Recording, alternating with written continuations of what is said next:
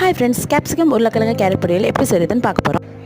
அதுக்கு 3 ஸ்பூன் எண்ணெய், 2 பிரிஞ்சி இலை, 1 ஸ்பூன் சோம்பு, 2 பட்டை போட்டுட்டு ஒரு உருளைக்கிழங்கு, ஒரு கேரட் போட்டு வதக்கணும். வதக்கிட்டு 3 பல் பூண்டு சேர்த்து கொஞ்சம் நச்சு போட்டிருக்கேன்.